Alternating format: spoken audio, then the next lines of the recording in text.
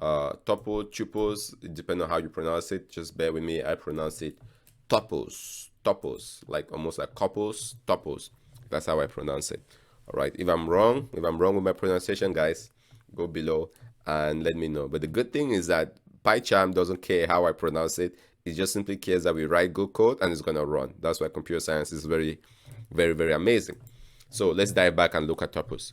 All right. So tuples again is almost similar to lists. It's just a collection of items. All right.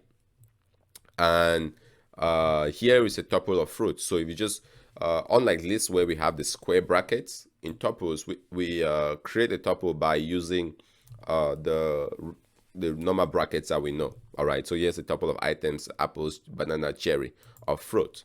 All right, so if I go and I say print type of fruit tuple, all right, so now it should automatically know that that is it should know that that's a tuple and not a list, and that should tell me what data type that is. All right, so now you see, now I have a new class called tuple, so that's another data type within our Python.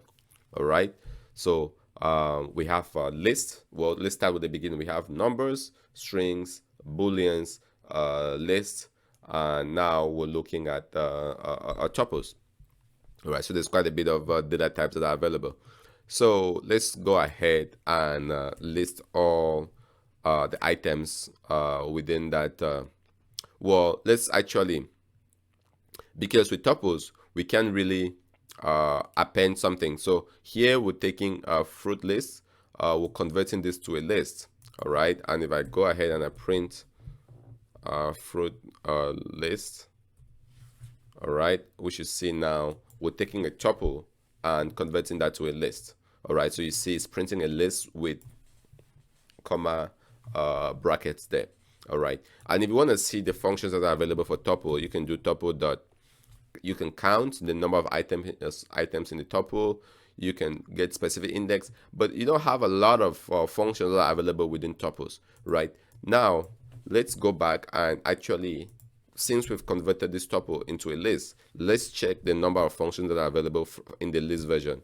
Whoa, now you see we have a whole library of functions. We have append, we can clear, we can copy, we can count, we can insert, we can pop, we can remove, we can reverse. So there's a whole lot of things. And that's why, you know, sometimes a tuple is just a collection of things, right? And then you can convert that to a list, which is what we've done there. So we can use a lot of the list functions, but still a tuple is a data type within Python that's available for us to use. So like here, we've printed out the list, and then we're gonna go ahead and use the list function, append orange to this. All right, and if I now print my fruit list, you should see it should print now the list with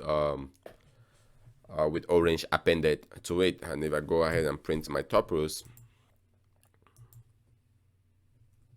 all right, I still have my tuples. So you see tuples prints with a number bracket, but lists prints with the square bracket. All right, so this is another data type list that are available for us. You might have a list of items that you want to buy for school. You might have a list of students in a class app that you're building. So lists and tuples usually come together, especially if you're writing an application that has to work with a lot of data, right? A lot of sets of data, right? You might be thinking about maybe using a tuple where it makes sense, or using a list where it makes sense, right? You can put all of that into a collection of items and build it that way. So tuples is another data type within Python. Very, very important to be familiar with. This takes us into our next data type called dictionaries within Python. Dictionaries within Python. So